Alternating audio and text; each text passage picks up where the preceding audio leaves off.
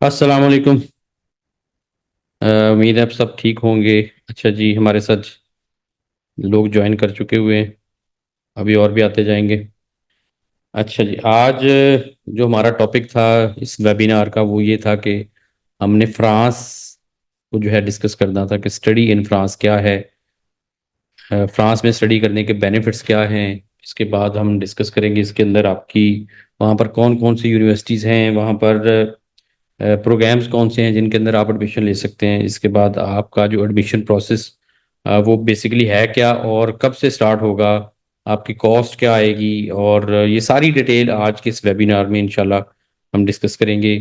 उसके बाद आप लोगों के क्वेश्चंस और आंसर्स भी उसके ऊपर होंगे, कुछ आपके क्वेश्चंस भी लेंगे और उसके ऊपर आपको बताएंगे जो जो आपके लोग जो है क्वेश्चंस होंगे उसके लिए आपके क्या क्या कंसर्न्स है, चीज़ें जो आपने अगर उनको आप राइट डाउन कर लीजिएगा इंशाल्लाह फिर बारी बारी करके हम सबके क्वेश्चन भी लेंगे। तो चलें स्टार्ट करते हैं। सबसे पहले बात करते हैं कि जो है फ्रांस बेसिकली शेंजन कंट्री है। ये इसकी जो करेंसी है वो यूरो में है, फ्रैंक है। इसके अलावा इसकी जो पॉपुलेशन है तकरीबन 7 करोड़ के करीब जो है पॉपुलेशन है। तो ये एक अमीर मुल्क है। जो यहाँ पर एक सबसे बड़ा ये कि इसका जो है टूरिस्ट प्लेस है, वहाँ पर बहुत ज़्यादा टूरिस्ट जाता है फ्रांस को देखने, वहाँ पर जो है विज़िट करने। तो जो एक जो है इसमें जो सबसे बड़ा बेनिफिट ये है कि अगर आप फ्रांस जाएंगे तो आप बाकी सारे जो शेंजन कंट्रीज़ हैं उनके अंदर भी जा सकते हैं। ये आप मैप आपके सामने नज़र आ रहा होगा, इसके अंदर स्पेन में भी आपकी ट्रैवल हो सकता है, आप ऑस्ट्रिया में जा सकते हैं, आप जो है इसके अलावा जर्मनी जा सकते हैं। तो जिन जिन कंट्रीज़ में जो शेंजन कंट्रीज आते हैं, 29 कंट्रीज हैं, उनके अंदर आप जाके ट्रैवल कर सकते हैं, जा सकते हैं। वहाँ सेटल होने के भी आपके पास उतने ही चांसेस होते हैं जितने के फ्रांस में। तो ये तो अब आ जाते हैं कि इसके अंदर आपको बेनिफिट्स क्या क्या मिलेंगे अगर आप फ्रांस में स्टडी करना चाहते हैं, तो उसके बेनिफिट्स क्या होंगे। आपको सबसे पहले बात करते हैं कि आपको इसमें आइल्स रिक्वायर्ड नहीं है। जब आप मोस्टली यूनिवर्सिटीज़ के अंदर आपको आइल्स इसका रिक्वायर्ड नहीं होता। इंग्लिश स्टार्ट प्रोग्राम्स हैं, बैचलर और मास्टर डिग्री दोनों इंग्लिश स्टार्ट प्रोग्राम्स हैं। इसके अलावा टॉप रैंक यूनिवर्सिटीज़ हैं, आप उनकी यूनिवर्सिटीज़ की अगर रैंकिंग चेक करते हैं तो आपको टॉप रैंक यूनिवर्सिटीज़ जो है वो मिलेंगी जो कि फ्रांस की हैं। हाई वीज़ा रेशो है। इसके अंदर जो सबसे एक इस वक्त जो बेनिफिट नज़र आ रहा है वो ये है कि यहाँ पर आपको जो है ना जो एक लंबी लाइन लगी हुई है। बाकी जब आप शेंजन कंट्रीज में अप्लाई कर रहे हैं जैसे कि ऑस्ट्रिया में भी, इटली में भी एक लंबी अपॉइंटमेंट्स की लाइन लगी हुई है। मतलब इस वक्त जो सबसे बड़ा ज़्यादा शोर होता है स्टूडेंट्स का कि जी अपॉइंटमेंट नहीं मिल रही। तो इस वक्त फ्रांस के अंदर ये वाला इशू बिल्कुल भी नहीं है। आप जब आप अपने डॉक्यूमेंट्स को कंप्लीट करेंगे तो आपको अपॉइंटमेंट्स जो है वो बिल्कुल टाइम से मिल जाएंगी। अपॉइंटमेंट्स वाला इशू इसके अंदर नहीं है। हाई वीज़ा रेशो है। 20 आवर्स वर्क अलाउड है ड्यूरिंग आपका स्टडीज, और आफ्टर स्टडीज भी आपको PSW भी मिलता है और PR, दोनों चीज़ें यहाँ पर मिलती हैं फ्रांस के अंदर। नेक्स्ट हम बात करते हैं जी, ये पब्लिक यूनिवर्सिटीज़ में जो इसकी फीस है तकरीबन 243 यूरो से लेके जो है पब्लिक और प्राइवेट यूनिवर्सिटी दोनों की बात करता हूँ तो तकरीबन 4,000 यूरो जो है इसका जो फीस बन जाती है। प्राइवेट यूनिवर्सिटीज़ के अंदर तकरीबन 14,000 तक जो है इसकी ट्यूशन फीस है। अच्छा, एक और इसके अंदर मज़े का बेनिफिट ये है कि आपको अटेस्टेशन और लीगलाइजेशन वगैरह वगैरह का जो इसके अंदर कोई चक्कर नहीं होता। आपने अप्लाई करना है, आपने जस्ट मोफा वगैरह डॉक्यूमेंट्स करवाने हैं। आपको जो इस आसिया के अंदर एक जो मसला है होता है कि जी आपको वहाँ पर वेरिफिकेशन और लीगलाइजेशन करवानी पड़ती है।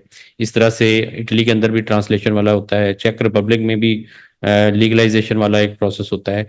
तो फ्रांस के अंदर ये वाला इशू नहीं है, आपने कोई अटेस्टेशन कोई लीगलाइजेशन यहाँ पर नहीं करवानी। अच्छा, नेक्स्ट जो बेनिफिट है जी, आपको बैचलर के लिए आपको 50 to 60% मार्क्स चाहिए होते हैं। 50 to 60% मार्क्स अगर आपके इंटरमीडिएट के अंदर हैं तो आप फ्रांस में अप्लाई कर सकते हैं। तो ये वाला भी बेनिफिट आपको फ्रांस के अंदर मिलता है। आपको पता होगा कि कुछ अर्सा पहले तक ऑस्ट्रिया 50 से 60% मार्क्स के साथ एडमिशन दे रहा था, लेकिन अब ऑस्ट्रिया ने क्लोज कर दिए हैं। अब वो 80% मार्क्स के साथ इंटरमीडिएट के स्टूडेंट्स को बैचलर में एडमिशन देते हैं। लेकिन फ्रांस के अंदर आप के अगर 50 to 60% मार्क्स हैं तो देन आप अप्लाई कर सकते हैं और आपको एडमिशन जो है इनकी यूनिवर्सिटीज़ में मिलेगा। तो ये वाला बेनिफिट भी आपको फ्रांस में मिल रहा है। इसके अलावा level based bachelor and master programs हैं इसमें, मींस अगर आपने 4 साल बैचलर किया हुआ है तो आप डायरेक्ट जो है 1 साल मास्टर डिग्री प्रोग्राम के अंदर एडमिशन ले सकते हैं। आपको M1 और M2 यानी 2 साल प्रोग्राम लेने की जरूरत नहीं है। आपने 4 साल किया है तो आप जो है सिर्फ 1 साल का मास्टर डिग्री के अंदर एडमिशन लेके आपका मास्टर्स कंप्लीट हो जाता है। तो ये वाला बेनिफिट भी आपको फ्रांस के अंदर मिलता है। अच्छा जी, अब आते हैं कि फ्रांस के अंदर यूनिवर्सिटीज़ कौन सी हैं। वो मैं आपके सामने कुछ यूनिवर्सिटीज़ जो है आपको बता देता हूँ, जो कि इनकी अच्छी टॉप रैंकिंग की यूनिवर्सिटीज़ हैं, उनके ऊपर बात कर लेते हैं। यूनिवर्सिटी ऑफ पेरिस है एक इनकी। इसके अलावा यूनिवर्सिटी ऑफ, नाम इधर हो गया, सॉरबोन यूनिवर्सिटी है, ये भी फ्रांस की इंपॉर्टेंट यूनिवर्सिटी है, मशहूर यूनिवर्सिटी है और टॉप रैंकिंग यूनिवर्सिटीज़ में आती है। इसके बाद आ जाती है यूनिवर्सिटी ग्रेनेबो एल्पस के नाम से है, UGA इसको कहते हैं। जो है ना फ्रेंच वर्ड है, इसलिए मैं सही तरह से शायद प्रोनाउंस ना भी कर सकूं, तो इसके लिए माफ़ी चाहूँगा। लेकिन ये बहुत इनकी टॉप रैंकिंग यूनिवर्सिटी है। अच्छा जी, उसके बाद यूनिवर्सिटी पेरिस सैकले है के नाम से है, ये भी इनकी अच्छी टॉप रैंकिंग यूनिवर्सिटीज़ है जिनके अंदर स्टूडेंट्स को एडमिशन मिल रहे हैं। हम उन यूनिवर्सिटीज़ की बात कर रहे हैं जिनके अंदर स्टूडेंट्स को एडमिशन मिल रहे हैं और स्टूडेंट्स अप्लाई कर रहे हैं। इसके अलावा यूनिवर्सिटी पेरिस साइट के नाम से एक है, इसके अंदर भी एडमिशन स्टूडेंट्स को मिल रहे हैं। अच्छा जी, अब आते हैं कि टॉप कोर्सेज जिनके अंदर मोस्टली स्टूडेंट्स जा रहे हैं, इंटरनेशनल स्टूडेंट जो है वो अप्लाई करते हैं।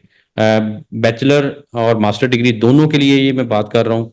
इकोनॉमिक्स है, बिजनेस है, मैनेजमेंट है, इसके अलावा इंजीनियरिंग बिजनेस है, फाइनेंस है, इकोनॉमिक्स है, natural science, social science, computer science, management, engineering, ये सारे वो प्रोग्राम्स हैं जिनके अंदर स्टूडेंट्स जो है जाते हैं, इंटरनेशनल स्टूडेंट, पाकिस्तानी स्टूडेंट और बाकी दुनिया से भी स्टूडेंट इनके अंदर अप्लाई करते हैं और इनके अंदर एडमिशन भी मिलते हैं और स्टूडेंट्स को वीज़ा भी इनके अंदर आसानी से मिलता है। और ये ऐसे कोर्सेज हैं जिनकी डिमांड भी है, वहाँ पर जो है अच्छी खासी डिमांड है। अगर आप इन कोर्सेज के अंदर डिग्री लेते हैं तो आपको बाद में जॉब्स के अंदर भी कोई इशू नहीं होता। अच्छा जी, नेक्स्ट हम बात करते हैं इनटेक्स इनकी। इनटेक की जो 2 इनटेक्स होती हैं, बट जो है मोस्टली एक ही इनटेक होती है जो कि दिसंबर के अंदर ओपन होगी और फेब्रवरी तक जो है ओपन रहेगी। मतलब आपने दिसंबर से इसका प्रोसेस स्टार्ट करना है और नेक्स्ट ईयर 2000 फरवरी जो 2025 का आएगा उसमें आपका इसका प्रोसेस क्लोज हो जाएगा, खत्म हो जाएगा। तो ये इसके अंदर बेसिकली एक ही इनटेक है। कुछ यूनिवर्सिटीज जो है वो 2 इनटेक्स के साथ आती हैं, लेकिन वो थोड़ी सी यूनिवर्सिटी है इसलिए हम उनको कंसिडर नहीं करते। हम एक ही इनटेक को जो है बेसिकली मेन जो इनटेक है इनकी एक ही है। अच्छा जी, इसके अंदर अब बात करते हैं कि अप्लाइंग का प्रोसीजर क्या है। आपने अप्लाई करना है तो इसके अंदर क्या प्रोसेस होगा। पाकिस्तानी स्टूडेंट्स की बात कर रहा हूँ। आपने कैंपस फ्रांस जो है एक इनका पोर्टल है, उसके अंदर जाकर आपने अप्लाई करना है। बोथ आपके एडमिशन और वीज़ा प्रोसेस उसके अंदर बोथ होगा। ये पोर्टल जो है ये पाकिस्तानी स्टूडेंट्स के लिए मैंडेटरी है और इसकी जो टाइमलाइन होती है वो आपने दिसंबर से फरवरी तक होगी, वो मैं आप ऑलरेडी आपको बता चुका हूँ। अच्छा जी, इसके बाद प्रोसेस होगा कैसे। एडमिशन एप्लीकेशन के लिए आपने कैंपस फ्रांस के पोर्टल पर जाकर यूनिवर्सिटीज़ की डेडलाइन को देखना है और कुछ यूनिवर्सिटीज़ अपनी अलग से पोर्टल भी जो है उसको मेंटेन भी करती हैं, उसमें भी आप देख सकते हैं। लेकिन मोस्टली आपने जो हमारे पाकिस्तानी जो स्टूडेंट्स हैं उन्होंने कैंपस फ्रांस का जो पोर्टल है उसके अंदर ही अप्लाई करना है।